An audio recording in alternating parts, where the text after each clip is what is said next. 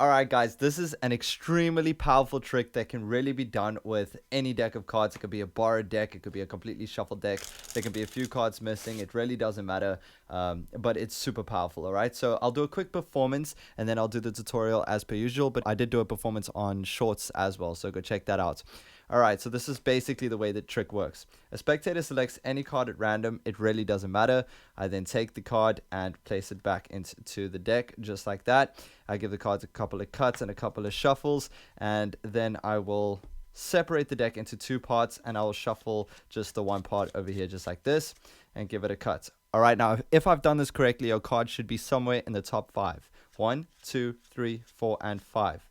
Now I'm going to scroll through it. 6 of diamonds, Jack of spades, 5 of hearts, 7 of hearts, 8 of diamonds. You ask the spectator, is your card in here? They'll say yes. And you say 1, 2, 3, 4, and 5. With a spin and a click, your card becomes invisible. I'll place it into the deck in the opposite direction. Snap my fingers, it becomes visible again. And so we should only have 1, 2, 3, and 4 cards. And we really do. We have the 6 of diamonds, the 7 of hearts, the Jack of spades, and the 8 of diamonds, because their card was placed back into the deck in the incorrect way. And there it is, the spectator selection, the 5 of hearts.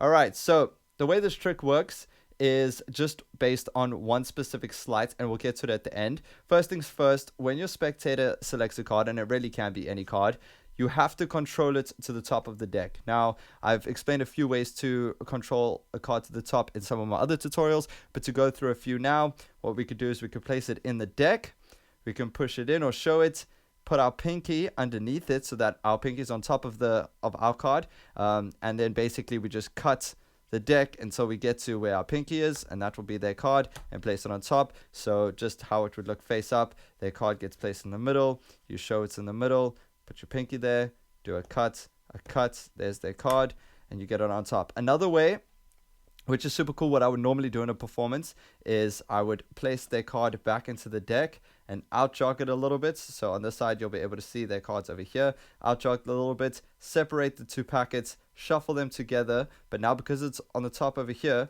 I've got to shuffle, making sure that that card stays on top by going last on the left hand pile, and then you can shuffle again with it on the right. And if you're doing this trick in the hands, then basically you just get your break again like that. All right, and you can use your thumb to hold the break and get it, and it'll be on the top pile here. You can shuffle it to the top that way. There it is. Or one last way to do that would be very similar. You push it in, you get your break, you get your thumb break, and you riffle till you got to the break, separate the piles, and riffle their card to the top. Alright, the next thing I do when their card is on top, I'll do this trick face up, is I cut the cards and I take the top pile, and you can give this pile to them and have them hold it in their hands, or if you have a table, you can of course just put it on the table. And then you're going to do this slide right here, which is an overhand shuffle. All I'm doing is I'm placing 2 cards on top of the spectator selection. The third card goes down jogged like that, and then the rest doesn't matter. Now what I do is as I push this card in like this, I'm actually lifting it up so I can cut the deck, and so that their card would be in the 3rd position. So I'll do that again. We've separated the deck. I shuffle 2 cards on top, 1 underneath, shuffle the rest, put my thumb in as I push it in and get a break, pick this whole pile up and cut the cards so that it's now in the 3rd position. I'm going to flip the card back around for the rest of this tutorial so that it makes sense. All you do from here is you hold the deck with your middle finger and thumb, and you actually do count all 5 cards. 1, 2, 3, 4, and 5. Just like that, and you can flip it over and place it on top like that. And you can say to the spectator, I'm going to go through the cards. Let me know if your card is in here, but don't let me know which one it is. Alright, and then you're going to go 1 and 2, very normal, just like we did earlier. But the third one, I want you to catch the break. So the break's over the first 2 cards, and this will always be their card, and now you got a break. All right, so your pinky's under it.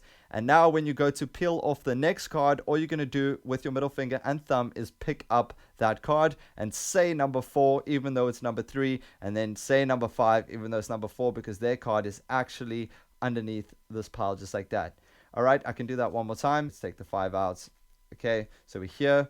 We're going to put 2 cards on top of it. 1, 2. Catch a break, shuffle, do our cut, 1, 2, 3, 4, and 5. Very normal. Flip it over and go through 1 and 2. Catch our break. 3. Pick it up. 4, 5, even though there's only 4. And now the best part is this trick is done. When you put this card down, obviously don't flash it.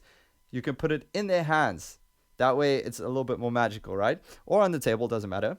Now what you're going to do is very similar. You're going to peel off the first card, but you're going to catch a break after the first card so that you can pick up the second one. So there's the break. I pick up the second card as I say 3, even though there's only 2. Then I say 4, even though there's only 3. And then I say 5. So check this out again. 1, catch a break. 2, pick it up.